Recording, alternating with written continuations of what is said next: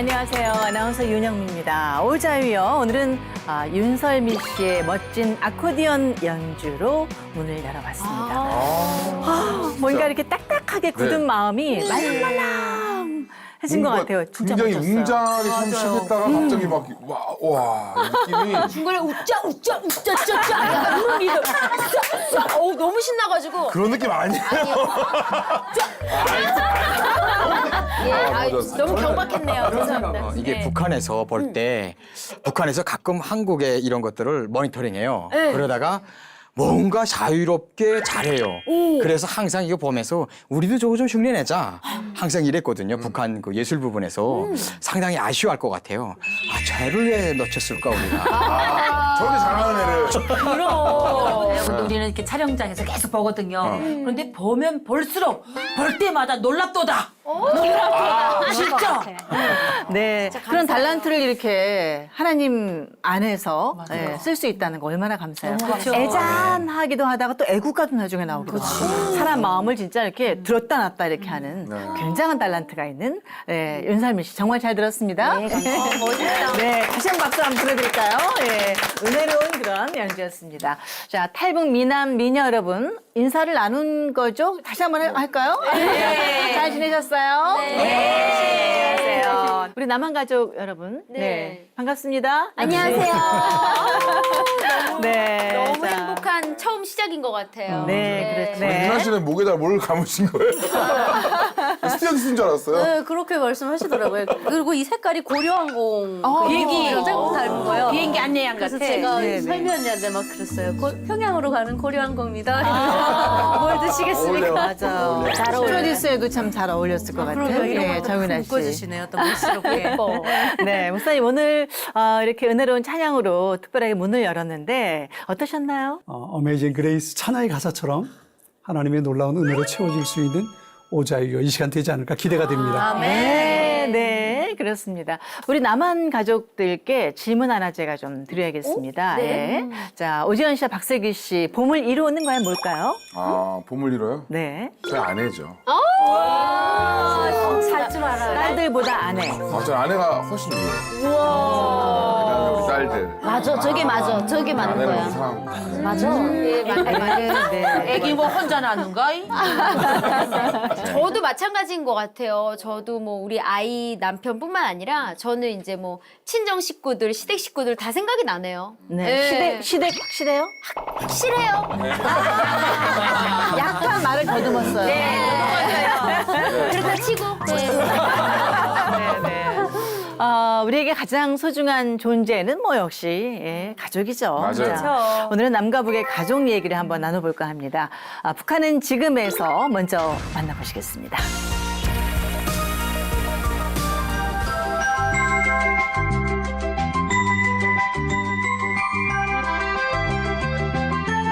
저희 부모들은 지난 해방 전에 빈농가의 가정에서 태어나서 행복한 생활을 누리게 됐습니다. 두 아들을 다 군대에 내보내고 또 손녀 청손자들을 다 군대로 학교로 다 보내면서 정말 뒷바라지를 잘 사는 집안 그렇기 때문에 다른 가족도 다 그러하지만 그래도 뭐 복이 우리 나쁘다는 가족은 정말 가정이니까. 행복한 가정으로 지금 또가 들리고 있습니다. 여 며칠 전에 경례하는 원수님께서는 우리 할머니에게 사랑 어린 생일상을 안겨주셨습니다. 우리 가정에 정말 분에 넘치는 감격과 기쁨이 설레었습니다. 하늘은 푸르고 내 복스럽게 생겼다, 마음은 손녀가. 즐겁다. 손끝으로 예. 뭐 북한의 가족들의 모습을 저희가 살짝 이제 엿봤는데, 북한에서도 가족의 화합을 위해서 많은 노력을 기울이고 있다고 하는데요. 남과 북의 가족 문화는 또 어떻게 다른지 자세히 얘기를 나눠보도록 하겠습니다. 이 북한의 가족 모습이 어떤지 진짜 궁금해요. 남한은 어떻게 보면 이제 핵가족화 됐잖아요. 많은 이제 정말 저기 화면에서 보듯이 이렇게 많은 이렇게 가정이 이렇게 있지 않고 보통 이제 엄마, 아빠 그리고 아이들 이 정도만 있는데 지금 북한은 아직도 이제 할머니, 할아버지 또 다 같이 살고 뭐 그러는지.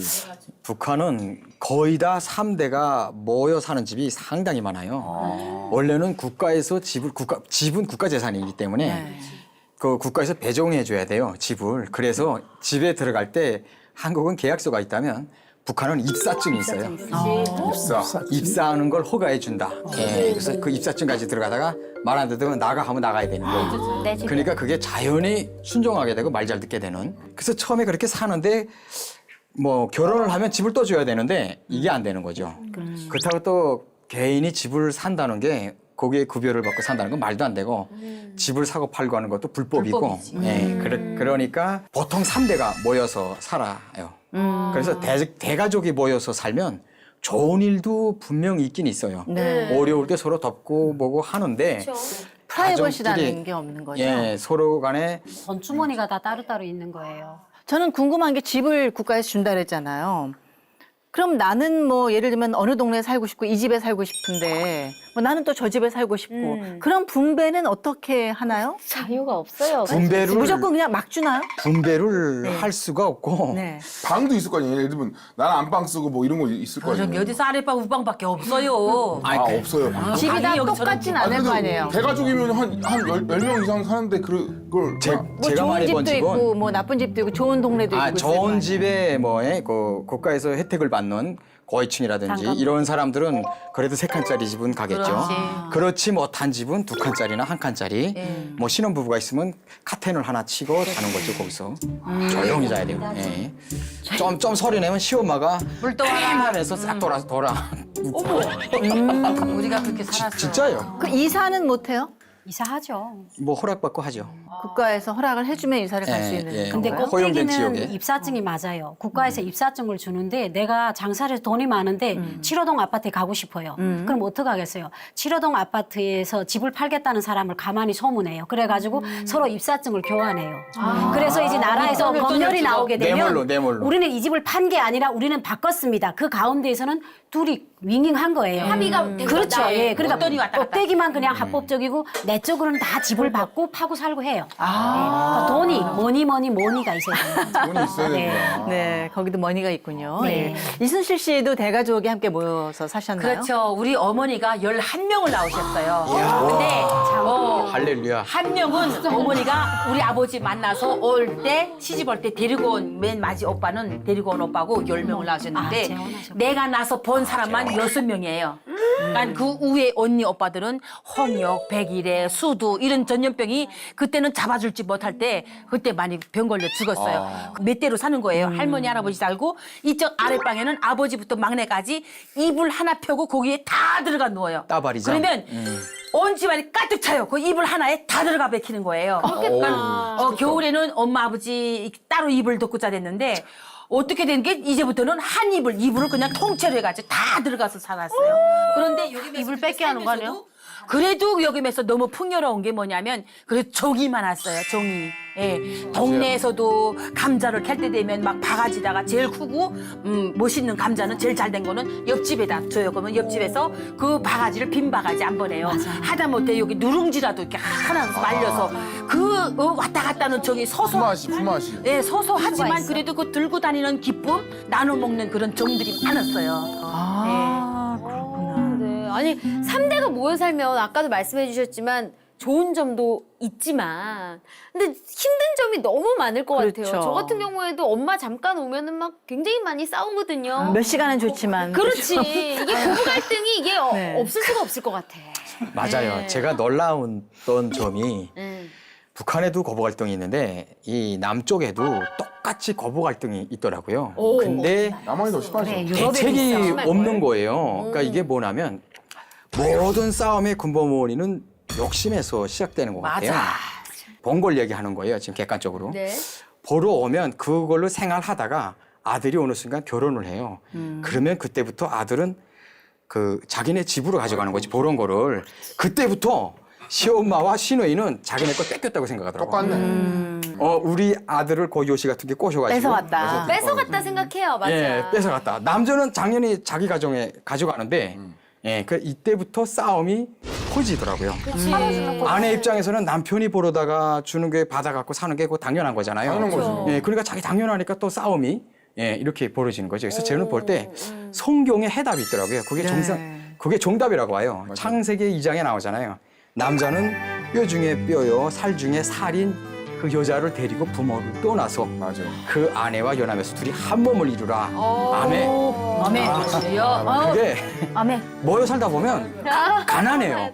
재산이 불어나지도 않아요. 모여 사니까. 맞아요. 그러니까 서로 다른 방에서 아버지 엄마는 굶는데 아들과 며느리는 고기 끓여 먹고 있는데 냄새가 퍼지는 거예요. 북한 같은 경우에. 네.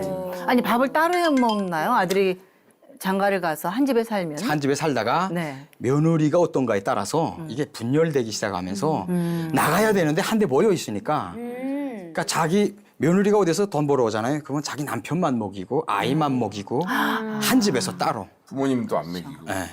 돈도 심해요. 없고 하니까. 그러니까 3대가 모여 살다 보니까 이제 서로 마음이 맞으면 한 가마에서 같이 밥을 먹는데 마음이 쌀떡에서 인심이 난단 말이 있잖아요. 서로 없으니까 그러면 이제 부모들이 판단을 해요. 그래, 너 옥방에서 살아라.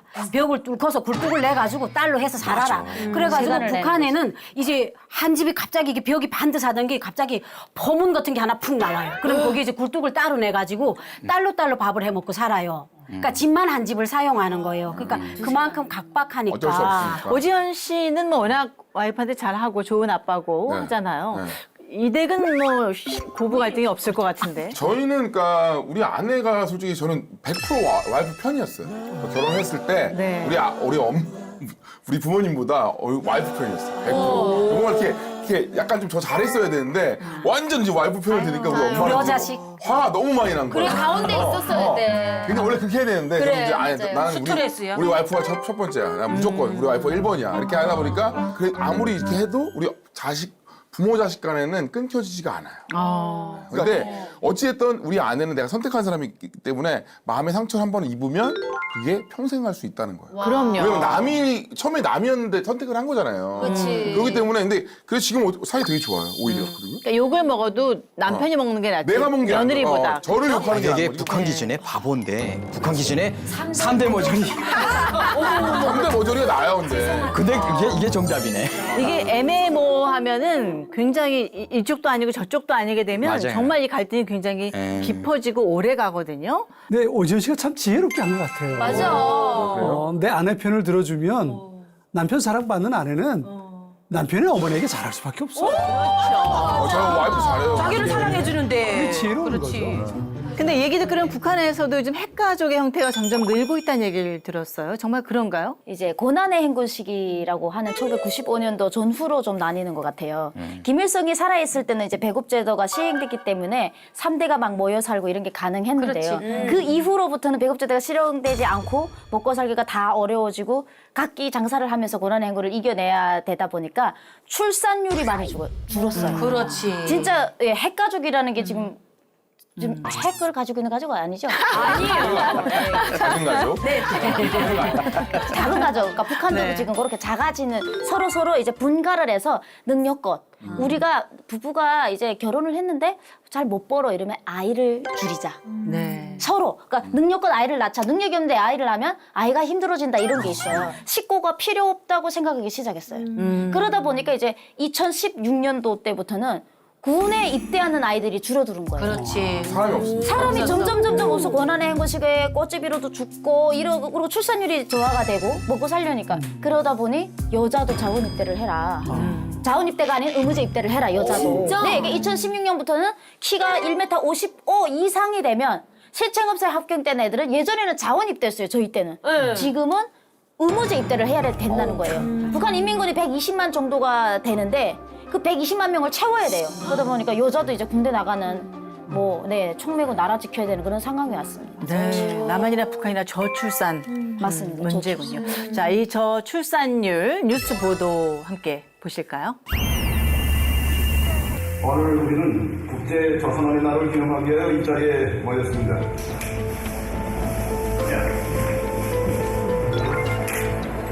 받을 사람들 사이.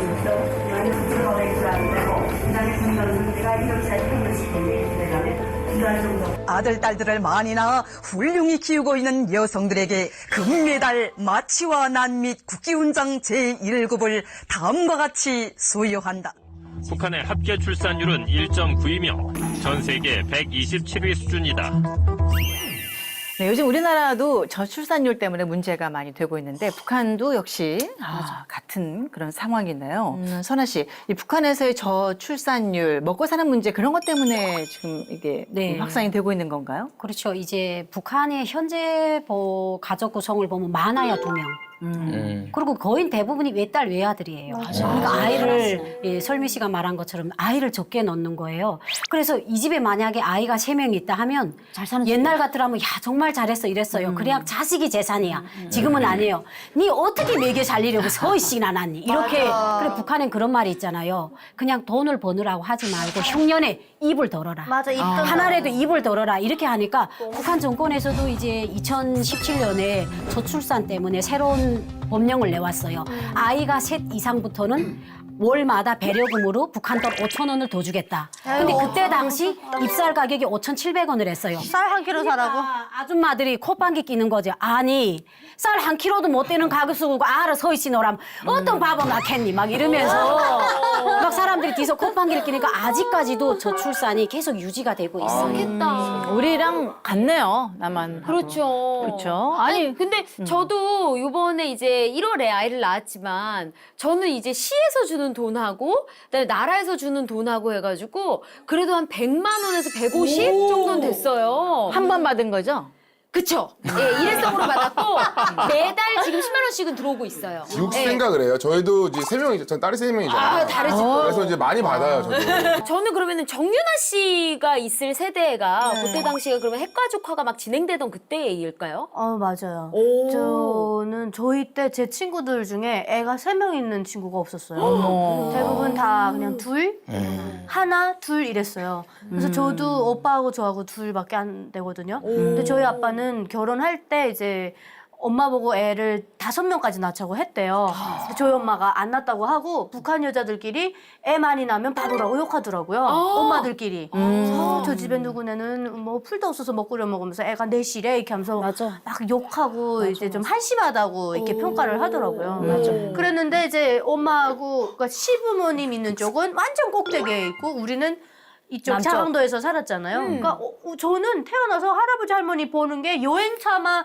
막 몇 년에 한 번 갈 정도였어요. 그래서 오히려 저는 이렇게 3대가 모여 살았다 그러면 부러웠어요. 부럽구나. 저도 저희 할머니는 한 10명 정도 아이를 낳았거든요. 맞아요. 저희 때는 한 4명, 5명은 흔하게 있었어요. 그래요? 우리 때까지만 해도 3명은 적은 편이었고 네. 국민학교 다닐 때 표가 뭐 둘만 낳아 잘 기르자. 잘 기르자 뭐 이런 거였거든요. 근데 북한도 네. 저희 엄마는 형제 6명, 아빠는 10명이었는데 3명이 이제처럼 병 때문에 죽고 7명이 살아남은 거예요. 근데 옛날에 저희 엄마 아빠 세대 때 그 부모님들 보면 뭘 많이 했냐면 모성영웅 대회가 있었어요. 있었어. 맞아. 그래서 아이를 많이 낳은 엄마들 데려다가 너네 영웅 칭어 이거 하고 엄마 영웅이 되는 거예요. 그래서 그런 걸 막 홍보를 엄청나게 했거든요. 그래서 수령님 품에서 막 그늘 없이 이렇게 행복하게 사는 우리나라는 아이들 이렇게 마음대로 낳고 뭐 이런 게 있어요.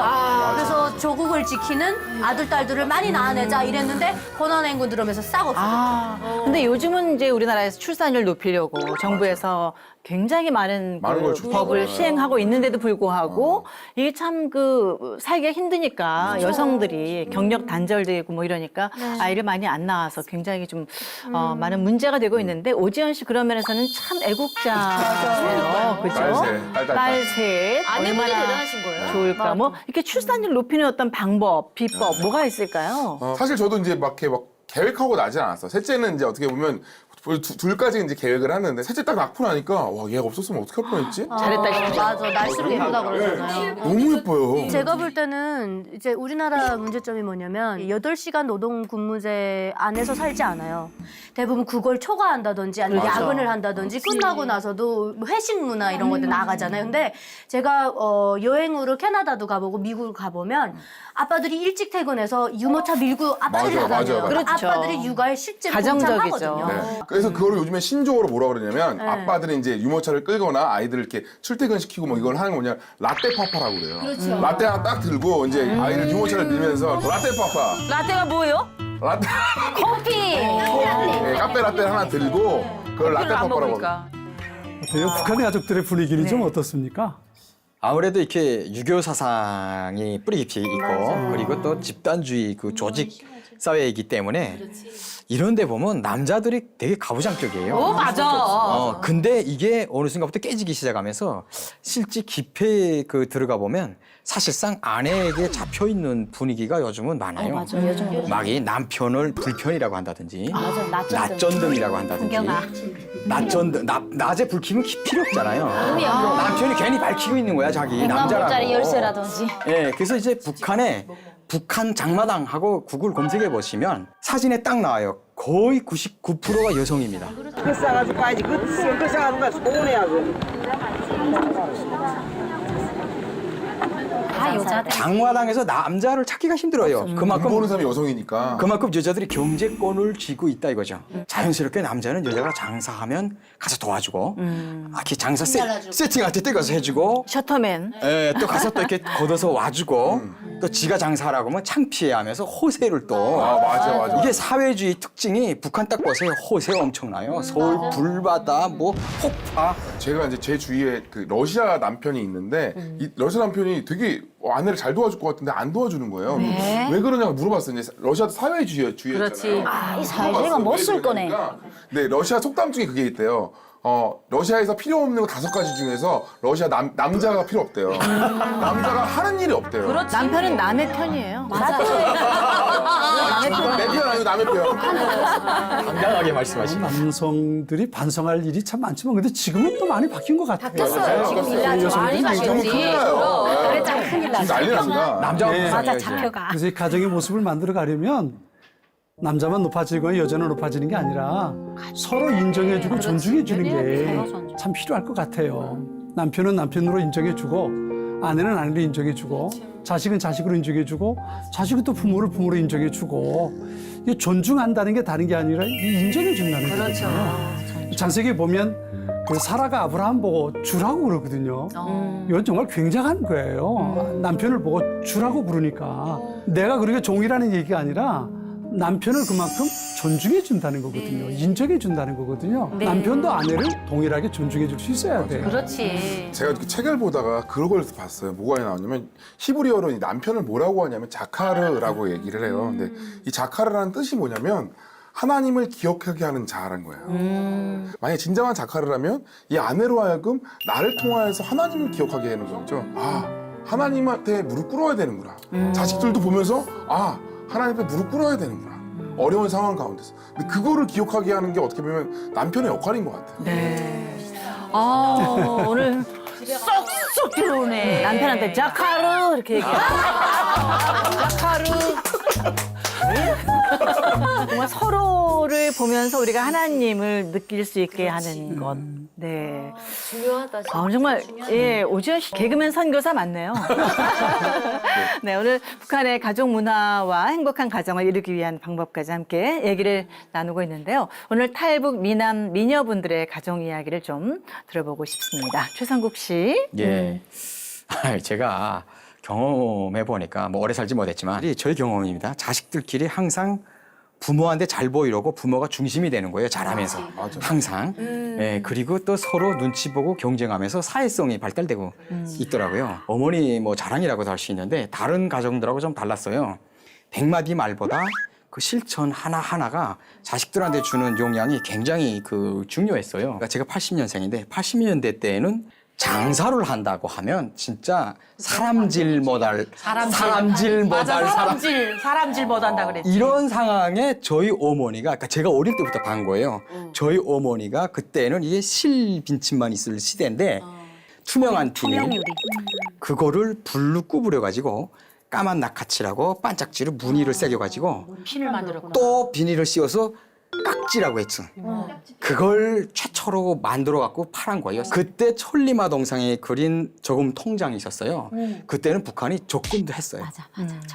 그래서 결혼할 준비까지 다 하면 5만 원이었어요. 그 어머니가 그 세 형제 시집장가 갈 준비 5만 원 다 하고 적금 다 들어놓고 그 빈침 장사해가지고 뭐 그러다가 어느 날 수출 뚜개를 또 시작하기 시작해요. 일본하고 거래하면서.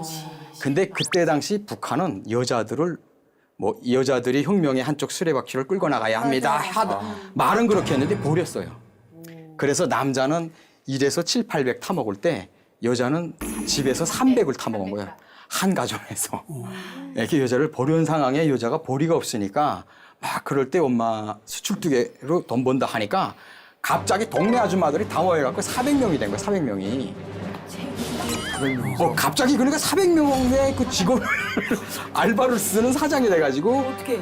엄마가 그 직원들을 관리하면서 400명을 온 동네 그러다가 너무 커지니까 국가에서 딱 달라붙어갖고 이거 뭐야? 그래서 딱 보더니 선교구역 수출두개 사업소를 만들어 버리더라고 그걸. 그리고 그 책임자를 지배인을 엄마를 시켜야 되는데 제대군인 당원 여자를 딱 시켜버리는 거야. 그렇지. 안보 사업이 그래. 아 내가 막 너무 원통하더라고 그게. 엄마가 만든 건데. 엄마가 만든 건데. 그러니까 엄마가 그 다음부터 때려치우고선 머플러 있잖아요. 그 긴 거. 그때 당시 그거 나오지도 않았어요 북한에. 근데 또 그 머플러를 또 가지고 외국인 파는 상점 거기 가서 몰래 파는데 나는 어릴 때 따라다니면서 계속 그것만 보는 거야.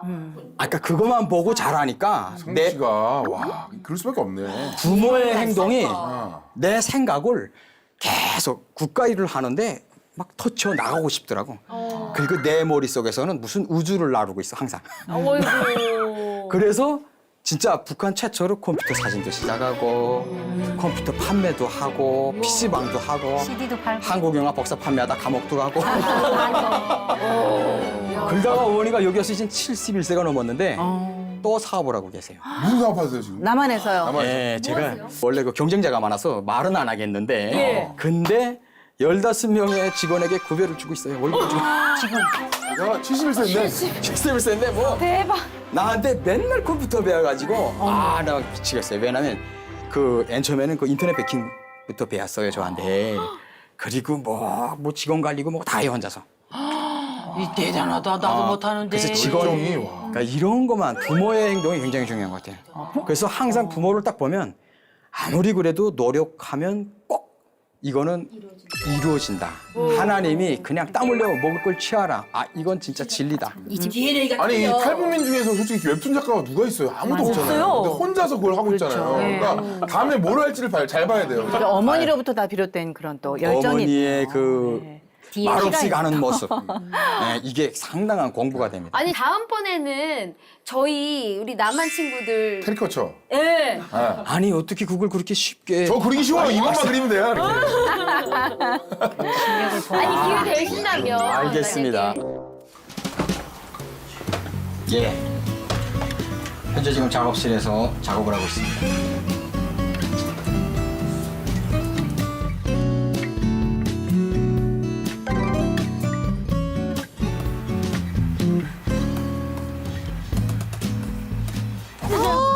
진짜 잘 그리신다. 와.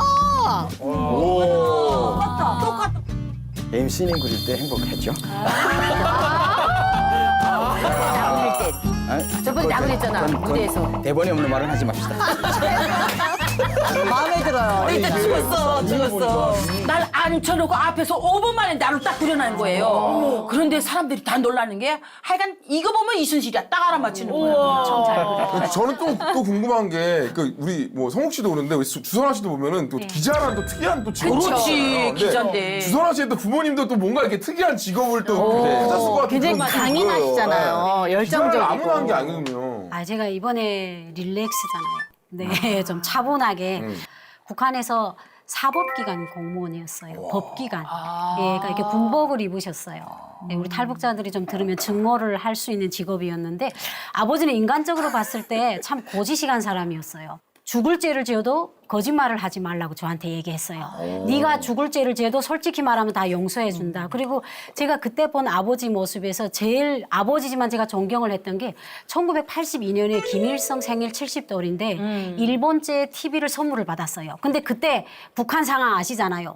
82년도에 한 개 인민반에 텔레비가 한두 대 있었어요. 맞아. 그것도 국산 텔레비 있잖아요. 대동강. 텔레비전 버자요 막 뿌직뿌직하면 옆을 탁 쳐야 화면이 제대로 나오는 간식 TV가 있을 때인데 그때? 예, 그때 일본산 텔레비를 선물 받았어요. 그러니까 이제 그 텔레비 하면 온 동네 사람들이 영화 하면 다 와요. 그러니까 집안에 사람이 꽉 차고 창문에까지 애들이 매달려 있어요. 그렇지, 그렇게 봤어. 아, 그래 지금 주인은 못 봐요. 그래가지고 이렇게 마당에 화가 나서 서 있는데 너무 해가 나가지고 내가 창고에 들어갔는데 아버지가 그 창고 안에 앉아 계시는 거예요. 그러니까 아버지가 퇴근해서 집에 딱 왔는데 대문 열고 들어왔는데 집안에 사람이 꽉 차 있고 애들이 창문에 매달려 보니까 아버지가 들어를 못 가셨어요. 그러니까 아버지가 딱 들어오면 간부가 들어오니까 사람들이 다 가는 거야. 그러니까 아버지가 조용히 해서 창고 문을 열고 들어가서 나무 장작을 엉치 밑에 까시고 앉아서 이렇게 서류를 펼치는 거예요. 근데 제가 그때 딱 봤을 때 야, 그때 저하고 달라요. 예, 저는 좀 덜 겸손하거든요. 제가 그때 봤어요. 야, 사람이 이렇게 벼는 익을수록 머리를 숙인다 이런 말이 있는데 아버지가 너무 겸손한데 제가 그 DNA를 안 닮았어요. 속상합니다. 네. 이순실 씨의 어린 시절 부모님 속을 썩혔을 것도 같고. 제가 우리 아버지도 그랬지만 동네 사람들이 야 쟤는 하나 달고 나왔으면 큰 할머니다 이럴 정도로 저도 사실 그런 생각 했어요. 예 우리 오빠가 어디 가서 매 맞으면 오빠 친구들 때리러 다녔어요 내가 오빠 매 맞고 들어오면 내가 때려줬어요. 그랬을 것 같아요. 막 그러면서 막 오빠 친구들 데리고 막 나무하러 다니고 막 그랬었는데 하여간 내가 그 어린 시절에 생각나는 게 비가 쫙쫙 오는데 군대 가족에는 군인 상점이라 군상이 있어요. 네, 군상 있어요. 군상 쪽에서 무슨 거 내준다 그래서 그걸 타러 가는데 고무장화를 아버지가 출장 갔다 거기면 장화가 훈치 않아요. 그래서 장화를 평양에서 사갖고 내려와서 그거 신으라 해서 파란 장화 그 밑바닥 하얀 거 그거 신고 막 뛰어가다가 과일 가게 그 상점 앞에서 누가 먹다 사과 껍질을 버렸는데 그 사과 껍데기를 딱 밟고 뒤로 딱 넘어간 거예요. 넘어갔는데 층층 계단 그냥 머리를 짜가지고 완전히 까무러쳐버린 거예요. 그러니까 아버지랑 엄마랑 나를 들고 뛰어가서 막 병원에다 눕혀놓고 계속 울면서 엄마가 그때는 기도를 한 건 모르지만도 내 목숨을 가져가고 우리 딸을 살려달라. 엄마가 계속 내가 그렇게 애태우고 막 동네방네 때리고 하니까 동네 사람들이 찾아와서 엄마 욕하고 그런 거를 많이 봤는데도 그런 상황 속에서 내 목숨 가져가도 우리 딸 살려달라고 막 이렇게 엄마가 물을 떠놓고 계속 빌었다고 하더라고요. 막 그게 너무 진짜 잊을 수가 없어요. 예. 또 정윤아 씨도 부모님한테 혼난 경험 있죠? 뭐 아버님이 군인이셨잖아요. 네. 엄격하셨기 때문에 좀 많이 혼나지 않았을까 싶은데. 엄청 엄격하셨고 아까 그 선아 언니가 이제 집에 TV 하나 있어서 이렇게 친구들 몰렸다고 하잖아요. 네. 저희는 이제 집에 그때 당시 천연색 텔레비에 녹화기가 있었어요. 그럼 CD를 가지고 와서 이제 보는데 우와. 남자애들이 대부분 그 한국 CD를 숨겨 갖고 와요. 그래서 한번 봤는데 아빠는 여자애가 왜 남자애들 뒷공문에 달고 다니냐는 거예요. 싫어요. 그래서 아빠도. 제가 거짓말 안 하고 아빠 뚝 잡고 이렇게 뚝 잘랐어요 머리를. 그래서 제가 그 겨울은 다 뚜겨모자 쓰고 다녔어요. 이 하도 이렇게 개 뜯어먹은 것처럼 잘라놔가지고 머리를 다 아빠가 잘라버렸구나. 이렇게 잡고 이렇게 쭉쭉 잘랐어요. 남자 못 만나게. 그다음에 이제 그 정도로 저희 아빠가 오했는데 어느 날 오빠하고 저하고 소니 로공기가 자지간 이만한 게 집에 큰 거 왔어요. 있어, 그래, 큰 거. 막 한 번 틀었다 하면 그냥 온 동네가 막 진동할 정도로. 그런 게 있었어요 집에. 그때 로공기 있으면 진짜 잘 사는 집인데 아빠가 아무래도 직급이 있다 보니까 그런 소니가 왔어요. 근데 그걸 저가 한 게 아니고 오빠가 이걸 한번 분해해 보자는 거예요. 맞아. 그걸 분해를 해봐야 되겠다고 해가지고 AS 도 안 안에 뭐가 됐는데. 들어갔는지 궁금한 그게 거야. 궁금해서 그 안에 사람이 사람이 들어갔다. 사람 들어갔다 그러잖아. 저는 그냥 오빠가 하자니까 했거든요. 했는데 다시 맞추려니까 절대 안 맞춰지지. 범죄했네. 그 다음에 이제 막 오빠도 급해지고 나도 급해지고 막 진짜 막 소변을 지를 판이에요. 근데 아빠가 딱 왔거든요. 둘이 완전 이렇게 범행을 저지른 그 장소에 뚝 이렇게 얼어붙었어요. 얼음. 그 다음에 이제 전문가 불러갖고 전문가가 이거 보더니 야 이거 밤새 맞춰야 되겠다는 거예요. 그래서 한번 그렇게 돼가지고 그 추운 겨울이었는데 그 창고에 아무것도 못 먹고 하루 종일 갇혀 있었거든요. 그런 적도 있고. 그리고 중2병이라고 하는 게 우리나라에 오니까 있더라고요. 근데 저는 그런 게 없는 줄 알았어요. 북한에서는 예를 들어서 엄마 나 사춘기니까 건드리지 말라요 하면 멍둥이 들고 때리거든요. 이게 어디다 대고 그런 게 어딨어. 맞아. 먹고 다니는 그래서 반항하면 아빠는 오승호 각자 들고 뛰어오지. 그다음에 군인이다 보니까 소가죽 벨트가 있거든요. 우리 아빠 그냥 이거부터 뽑으니까 이게 때리면 소리가 쫙쫙 나요. 북한은 매로 다스린다거든요. 사랑의 학대. 북한에 엄청 웃긴 말이 있는데 귀한 자식일수록 매로 매로 다스린다 다스리다. 이딴 얘기가 있어요. 그러면서 반항하더라도 그거를 표시를 안 냈던 거예요. 그래서 웃방에 딱 갇혔는데 벽에다가 정말 막 그 볼펜이 막 꽂힐 정도로 죽어버릴 거야 하면서 막 벽이 파일 정도로 낙서했던 적이 있거든요. 근데 엄마가 그걸 보더니 너무 속상해 하시는 거예요. 나 딸 하나밖에 없는데 왜 이렇게 강하냐고. 너무 강하다고. 그래서 지금 생각해보면 좀 그러지 말았어야 되는데. 목사님, 아까 그 부부 관계에 대해서는 서로 이렇게 세워주는 그런 역할을 하는 것이 이상적이다, 성경적이다 말씀하셨는데, 그렇다면 부모와 자녀의 역할은 성경적으로 볼 때 어떤 역할이 바람직한 건가요? 부모의 역할 그러면 사랑의 마음으로 자녀를 양육하는 거죠. 양육하는 건데 예배소서 6장에 보면 그런 말씀이 있어요. 아비들아 너희 자녀를 노엽게 하지 말고 오직 주의 교훈과 훈계로 양육해라. 야단치고 나무라도 그 근본 바탕은 사랑이어야 된다는 거죠. 그 당자의 이야기 가운데 나오는 게 아버지가 아들이 아버지를 버리고 가잖아요. 얼마나 아버지 속이 상했겠어요. 근데 보내주거든요. 근데 모든 걸 다 잃어버리고 올 때까지도 아버지 기다리고 있는 거야. 이게 이제 하나님의 마음이거든요. 성경에 보면 자식은 하나님께서 부모에게 맡겨주신 선물이에요. 거든요. 그러니까 하나님의 자녀인데 내가 너한테 맡겨줄 테니까 내가 양육해야 하고 맡겨주는 거거든요. 그러니까 하나님의 소유니까 소중하게 여겨야 되고 하나님 아버지의 마음을 가지고 자녀들을 양육하고 사랑해 줄 수 있어야 되거든요. 이게 그런 의미에서 보면 부모는 자녀에게 사명감을 가지고 있어야 되는 거예요. 이제 그런가 하면 자녀는 부모에 대해서는 공경하라라는 말이 있어요. 내 부모를 공경하라라는 말이 신명기서에도 있고 예배서에도 있고 성경이 참 많거든요. 하베드라는 말이거든요. 이게 영광되게 하다, 존경하다, 높여드리다라는 의미인데 이 말이 하나님께 사용되는 단어예요. 그러니까 자녀가 부모를 공경한다는 건 하나님 대하듯 하라는 거예요. 그러니까 자녀가 부모를 공경하는 건 신앙 고백이에요. 그것처럼 그렇게 해야 되는 거거든요. 이 관계가 부모와 자녀의 관계 속에서 이루어져야 돼요.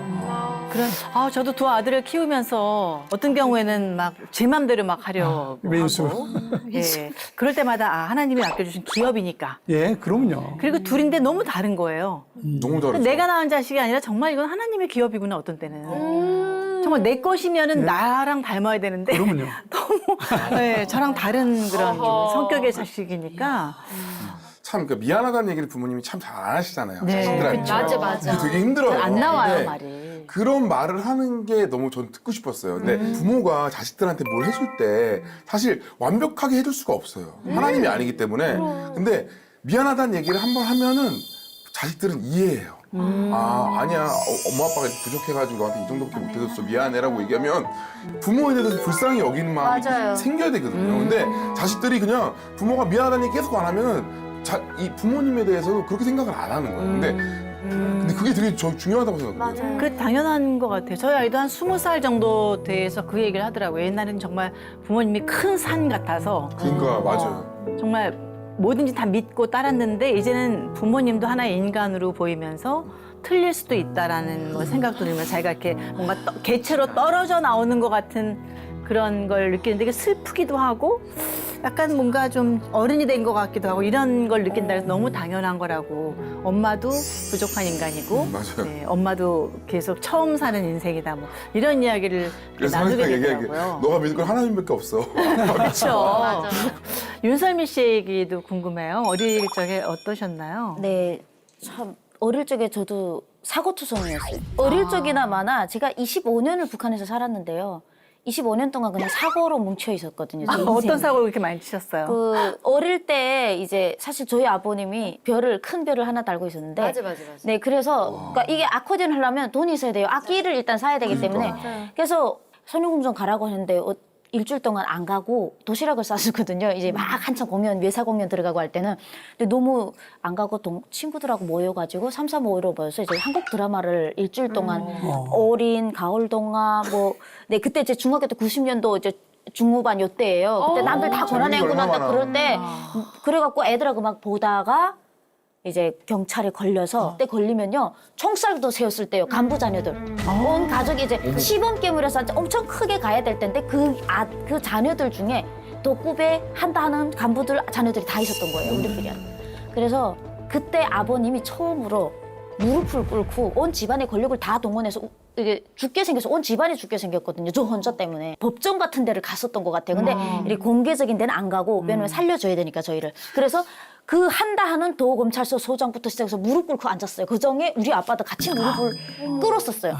그때 막 나는 우리 아빠가 제일 센 줄 알았거든요. 근데 내가 그 영화 한 편 한국 영화를 봐서 그렇게 됐다는 게 다시는 내가 우리 아버지를 누구 앞에서 무릎 꿇게 자식의 눈으로 무릎 꿇는 걸 보지 말아야지 했는데 제가 또 탈북을 해서 잡히다 보니까 아버님은 돌아가시고 어머니가 또 재판장에 서서 욕을 드시는 거예요. 그땐 진짜 지금 감옥 5년형에 처한다 이거 하기 전에 어머니한테 막 북한은요 쌍욕을 합니다.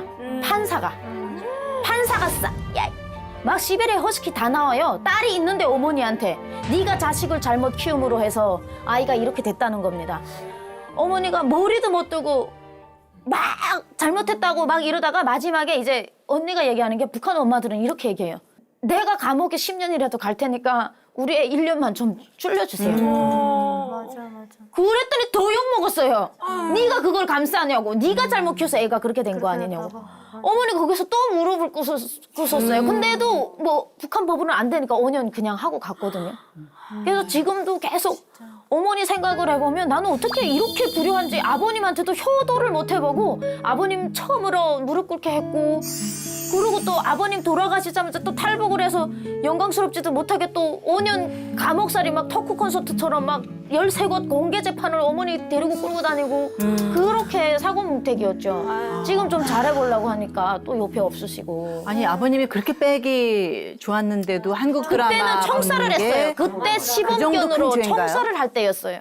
아, 그 정도 위치에 권력이 계셨는데도 높아도 진짜 그 우리나라 법에 와서 젖혀도 배운 얘기인데 한 방에 훅 가는 세상. 한 번 가요. 없어요. 주선아 씨는 북한에 지금 가족 중에 누가 계시죠? 다 있죠.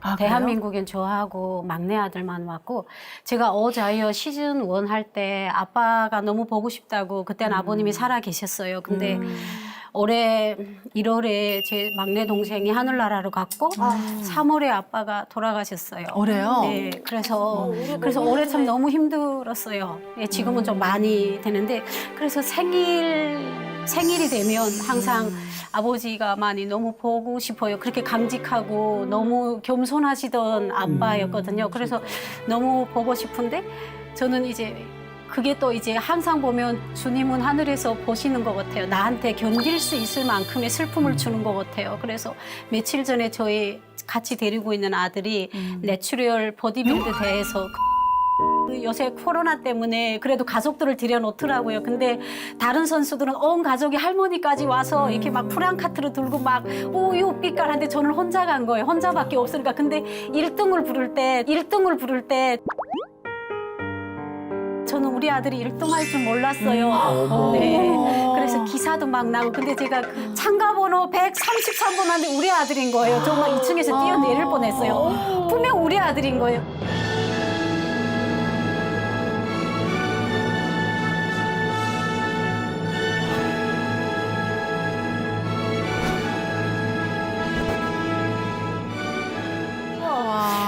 우리 아들의 모습을 조금 저희 할아버지, 저희 아빠한테도 아버지 저 이렇게 손자 멋지게 키웠어요 이런 생각도 나고 이혼은 했지만 그래도 그의 아빠 남편한테도 당신 아들 이렇게 멋지고 잘한다는 거 보여주고 싶고 그리고 또 놀라지 마세요. 제가 얼마 전에 할머니가 됐어요.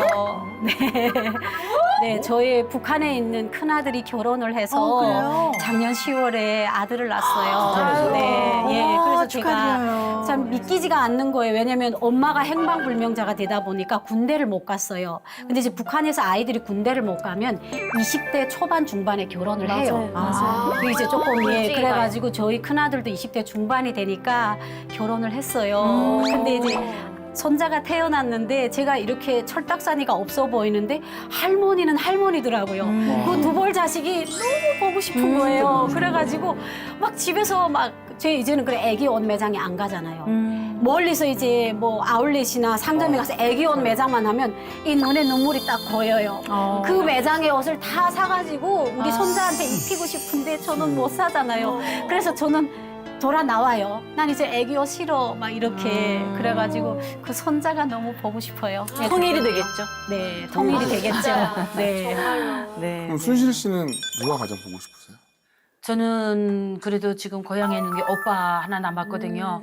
그래서 동생은 지금 소식이 모르고 지금 오빠가 나한테는 아버지 같은 그런 오빠였어요. 그래서 제대되고 왔을 때 아무것도 없는데 나이 차서 이제 집에 들어왔는데 시집 보내야 되는데 아무것도 없으니까 또 그래도 자기가 결혼할 때 엄마가 해줬던 이불 뜯어서 이불통 따로 팔고 섬 따로 팔아갖고 돈 조금 여윳돈 해갖고 내가 남편 집 개성까지 평산에서 개성까지 70리예요. 그거 여비를 주면서 이거라도 들고 가면서 배고프면 장마당에 들려서 밥 한 끼라도 먹고 가거라 이러면서 하여간 그 오빠가 너무 보고 싶은 거예요. 그래서 가면서도 그 돈이 오빠의 딱 그 목숨 같은 돈이기 때문에 그래서 지금도 한국에 오면 야 오빠라고 부르는 그런 그 형제들 보면 너무너무 막 부러워요. 그래서 저도 우리 남편한테 오빠라고 좀 불러보고 싶은데 남편이 너무 어리니까 오빠라 소리도 못하겠고 너무 막 그냥 지금도 오빠가 그렇게 보고 싶어요. 혹시 오빠가 뭐 보내신 편지 예, 오빠가 저한테 있나요? 예, 편지를 보내왔고 저도 중국의 어느 한 집에다 편지를 보내서 이렇게 서로 이렇게 왔다 갔다 하면서 편지를 받았는데 그때 받은 편지가 하나 있어요. 아, 있어요? 예. 혹시 좀 공개해도 저희한테 되는 거죠? 예, 예. 혹시 뭐 문제가 생긴 거 아니에요? 그러는 건 없어요. 낭독 좀 해주시면 안 될까요? 예, 제가 갖고 왔어요. 아, 예. 어머. 에휴, 이 편지도 지금 이거 다 복사해서 갖고 간 건데 우리 작가님들은 이거 뭐라고 썼는지 모르겠대요. 근데 나는 알아요. 우리도 알죠. 북한 사람들은 알아요. 제목부터 북한이네. 아주. 예. 제목부터. 야. 그래서 이게 제가 읽어드릴게요. 북한에서는 기본 편지 쓸 때 꿈결에도 그리운 나이 동생 보고 싶은 순실이에게 이게 보통 이렇게 제목을 달아요. 꿈결에도 예. 다 이렇게 써야 돼. 순실아 너의 편지를 받고 이 오빠가 그리움에 불타는 간절한 마음을 글줄에 담으며 이 글을 쓴단다. 낯선 이역에서 오직 이 오빠 하나만을 마음의 기둥으로 세우고 그 모진 어려움과 산전 수준을 다 이겨내면서 아글타글 애쓰는 너의 그 처량한 모습을 금시라도 눈앞에서 떠오르는 것 같아 눈물을 머금면서 이 편지를 쓴단다. 어찌하여 그 먼 곳에 누가 오라고 했다고 누가 가자고 했다고 외롭게 훌러가 이제까지 오빠의 가슴을 아프게 허베어 넣느냐. 부모님들을 여의고 홀오빠의 손에서 정녕 잊지 못할 인간의 정을 고생 속에 나누며 우리 서로 흘린 눈물이 얼마이더냐. 한 생을 살아도 잊지 못할 그 뜨거운 정을 나눈 적이 얼마였는데 내 편지를 읽으며 먼저 가신 부모님들 앞에 동생 하나 제대로 건사하지 못하여 낯설고 무슨 역 만리에서 헤매 돌아가게 한 그 죄에 대제로 정말 미안하고 면목이 없단다. 어디에 있든지 언제나 두 어깨를 쫙 펴고 당당하게 살거라. 그래서 다는 못 읽지만 여기까지 제가 읽어드릴게요. 그러니까 이게 오히려 순실 씨를 훨씬 더 걱정을 하네요. 사실 더 어려운 상황일 텐데. 그렇죠. 그 글씨를 보면 오빠의 마음이 다 보여요. 그렇죠. 예. 아, 너무 보고 싶어. 진짜. 휴지 좀 갖다 드려야겠다. 하루라도 봤으면 좋겠어요. 네. 하루빨리 오빠를 만날 수 있는 네. 예, 통일의 그날이 오기를 기도합니다. 아, 저는 더 눈물바다가 될까봐 사실 여쭙기도 좀 그런데 네. 우리 설미 씨도 너무 보고 싶은 우리 가족들 생각나죠? 아유, 당연하죠. 저희가 또 이제 가족이 없다 보니까 그래서 지금 딸이 지금 이제는 초등학교 6학년이고 키도 저보다 머리 하나 크고 이렇게 어이구. 큰 아이를 모르잖아요. 우리 어머니는 딸을 모른단 말이에요. 본 적도 없고 한 번도 태어나서 본 적이 없고 우리 딸도 엄마 나 어제 꿈에 외할머니 봤는데 얼굴이 생각이 안 난대요. 그래서 네가 이 할머니를 본 적이 없으니까 사진 한 장도 없으니까 이 할머니가 어떻게 생긴지 모르니까 꿈에서 이 할머니라고 봤는데 생각이 안 나죠. 또 가장 정말 한국에 와서 그렇게 어머니가 보고 싶었던 게 이런 오케스트라 협연을 처음에 한국 와서 1년 만에 제가 아코디언으로 오케스트라 협연을 했었어요. 근데 오전 일정에 들어왔는데 악보도 없이 음악 오케스트라 협연 자체를 통째로 받아가지고 2시간 동안 운전하면서 음악을 그냥 듣고 가서 앉아서 협연을 했어요. 저도 사실 외국 곡을 정말 처음 들어본 라쿤파레스타라는 곡을 했었는데 처음 들었어요. 북한에서 한 번도 들어본 적이 없는 곡을 운전하면서 막 머리에 귀에다 놓고 가가지고 했는데 한 번의 실수도 없이 8분 동안 그 곡을 기억했던 걸로 다 했었어요. 근데 그거를 했는데 하고 일어났는데 제가 막 너무 막 눈물이 나는 거예요. 막 부모가 자식에게 넘겨줄 건 재산이 아니고 재간이다. 어디 가서든 먹고 살려면 꼭 재간이 있어야 된다라고 어머니가 해줬었거든요.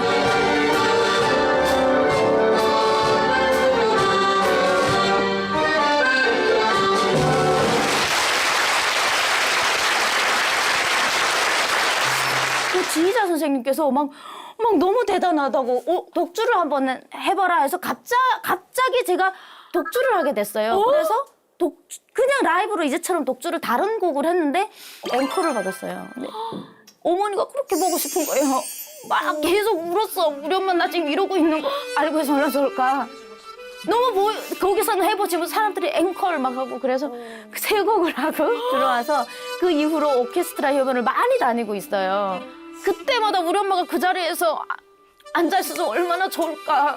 우리 엄마가 겨울에 자기도 먹지 못하면서 그 레슨비를 막 해야 되니까 신발도 못 갈아 신으면서 나 레슨비 챙겨준다고 그랬었는데 그 생각이 엄청 나죠.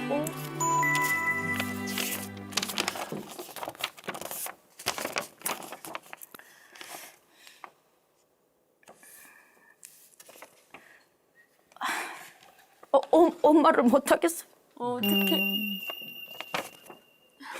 어떡해. 엄마 잘 지내고 있지?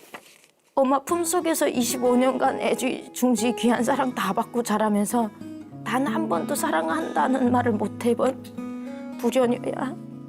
매일매일 서로가 걱정하며 기약 없는 재현의 그날을 기리며 살아가야 할 운명에 마음 아프지만 그래도 이 생명 낳아주고 지켜주고 보다듬어 주던 나의 어머니에게 순간순간이 감사로 가득합니다. 북한 감옥에서 5년간 지옥행을 달릴 때 제가 죽고 싶다고 할 때 설미야 절대 포기하지 말고 살아나와야 해. 어린 아기를 둔 엄마는 죽어야 할 자격이 없어.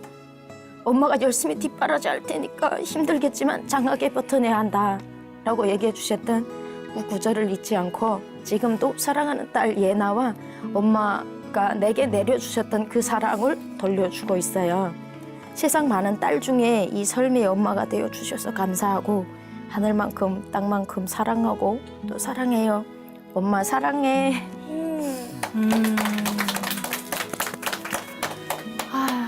설미 씨가 엄마를 그리워하는 것보다 진짜 10배, 20배 엄마는 얼마나 또 설미 씨가 보고 싶고 손녀딸이 또 얼마나 또 궁금하고 보고 싶을지 정말 가족이 우리에게 얼마나 소중한 존재인지 다시 한번 깊게 느낄 수 있었던 그런 시간이었습니다. 목사님으로 함께 하셨는데 어떤 생각이 많이 드셨나요? 저희 어머니가 금년에 95이에요. 와, 장수.